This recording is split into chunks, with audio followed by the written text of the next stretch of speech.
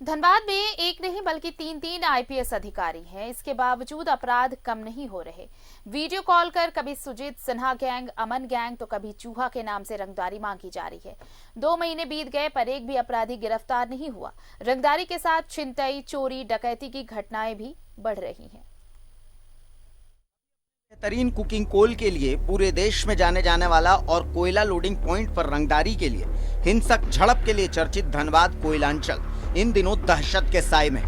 यहाँ के व्यवसायी और कारोबारी किसी अनजान व्यक्ति के फोन कॉल उठाने से डरने लगे हैं। अब चाहे वो किसी जरूरी काम के लिए ही किया गया कॉल क्यों न हो, इसके पीछे पिछले 2 महीने से पूरे कोयलांचल के व्यापारियों को आतंकित करने वाला उग्रवादी संगठन पीएलएफआई का गैंगस्टर सुजीत सिन्हा और नीरज सिंह हत्याकांड में जेल में बंद शूटर अमन है। इनके नाम से कोयलांचल के व्यवसायियों और कारोबारियों को लगातार रंगदारी के लिए फोन कॉल्स और मैसेज भेजे जा रहे हैं। आज धनबाद में चोरी, डकैती एवं रंगदारी की घटनाएं काफी बढ़ गई है। इसके लिए भी जिला प्रशासन से, जिला चैम्बर का प्रतिनिधिगण एसएसपी साहब से मिलेगा। व्यापारियों को पीएलएफआई के नाम पर धमकी देने वाले लोकल लिंक की गिरफ्तारी के बाद एक और जहां उनके पास तरह तरह के कॉल आने बंद हो गए हैं, वहीं अब पूरे कोयलांचल में कार्यरत आउटसोर्सिंग कंपनियां उनकी चपेट में आ गई हैं। बीसीसीएल में ओबी हटाने, कोयला निकालने और ट्रांसपोर्टिंग में लगे आउटसोर्सिंग कंपनियों के संचालकों के पास अब पीएलएफआई तो नहीं, लेकिन जेल में बंद गैंगस्टर सुजीत सिन्हा, नीरज सिंह हत्याकांड में जेल में बंद अमन सिंह के नाम पर व्हाट्सएप मैसेज और कॉल कर रंगदारी मांगी जा रही है। हालांकि अभी तक किसी भी आउटसोर्सिंग संचालक के द्वारा उन तक पैसे पहुंचाने की सूचना नहीं है। मामला बहुत संगीन है, क्योंकि ये पिछले 1-1.5 महीना से ये लगातार चल रहा है। अब मैसेज द्वारा हम लोग को धमकाया जा रहा है।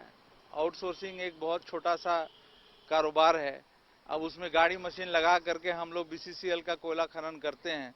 तो कोयला खनन में हमारा सिर्फ कॉन्ट्रैक्ट ऐसा रहता है कि हमको मट्टी हटाना है, बोल्डर हटाना है और एक जगह कोयला रख देना है। ये टोटल लेबर ओरिएंटेड काम है। आज लेबर के द्वारा नहीं हो सकता इतना बड़ा काम, इसलिए हम लोग गाड़ी मशीन के द्वारा ये काम करते हैं। इसका नाम का इस्तेमाल कर रहा है। नाम जो इस्तेमाल कर रहा है वो 3 आदमी का नाम इस्तेमाल हो रहा है। एक सुजीत सिन्हा का गैंग का इस्तेमाल हो रहा है, कोई अमन सिंह का नाम ले रहा है, कोई अपने आप को मैंग सिंह बोल रहा है, कोई बोल रहा है कि हम जो है सो गांधी बोल रहे हैं। अब लोग तरह तरह का नाम का इस्तेमाल कर रहे हैं। ये कभी ना हम लोग देखे हैं उनको, ना कभी हम लोग उनको परिचित हैं। धमकी देने वाले मैटर पे लगातार हम लोग अभी कार्रवाई कर रहे हैं धनबाद में, और बाकी बहुत सारे जिलों में भी इस तरह की शिकायतें आई हैं। सबके साथ हम लोगों ने एक समन्वय स्थापित करके रखा हुआ है। चूँकि ये मैटर थोड़ा सा विस्तृत रूप ले चुका है, उसके लिए हम लोगों ने अपने यहाँ जो टीम्स है, बहुत अलग अलग तरीके की, बहुत सारे काम इसमें साथ में शामिल हैं, वो सारी चीज़ें करी जा रही हैं। पिछले कुछ मामलों में सफलता भी मिली है।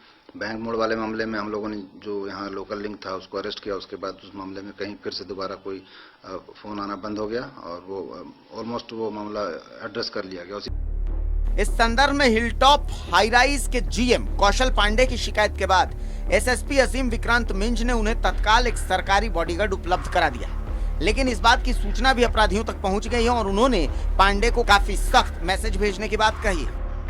चुका है, उसके लिए हम लोगों ने अपने यहाँ जो टीम्स है, बहुत अलग अलग तरीके की, बहुत सारे काम इसमें साथ में शामिल हैं, वो सारी चीज़ें करी जा रही हैं। पिछले कुछ मामलों में सफलता भी मिली है। बैंक मोड़ वाले मामले में हम लोगों ने जो यहाँ लोकल लिंक था उसको अरेस्ट किया। उसके बाद उस मामले में कहीं फिर से दोबारा कोई फोन आना बंद हो गया और वो ऑलमोस्ट वो मामला एड्रेस कर लिया गया। उसी प्रकार एक दूसरा मामला जो पेट्रोल पंप वाला था, फायरिंग वाली मामला, उसमें भी 2 लोगों को अरेस्ट किया गया है अभी हाल में, जो गोविंदपुर थाना क्षेत्र में हुआ था। उसमें भी बिल्कुल सटीक और सही जो लोग रियल जो अंतिम आदमी से जुड़े हुए हैं, उन लोगों से यहाँ पर जो ग्राउंड वर्क कर रहे थे, उन लोगों को आइडेंटिफाई किया गया, अरेस्ट किया गया, जेल भेजा गया। सहमे कारोबारियों के बीच पुलिस सुरक्षा का आश्वासन तो दे रही है, लेकिन जब तक उन अपराधियों के खिलाफ कठोर कार्रवाई नहीं होगी, तब तक शायद ही कोयलांचल के व्यापारी या कारोबारी दहशत से उबर पाएंगे। इसका खामियाजा यहाँ की जनता और उद्योग धंधों पर पड़ेगा, जिसका सीधा असर राज्य के विकास को बाधित करने वाला होगा। न्यूज़ 11 भारत के लिए धनबाद से सहयोगी निकुंज के साथ अरुण बर्नवाल की रिपोर्ट।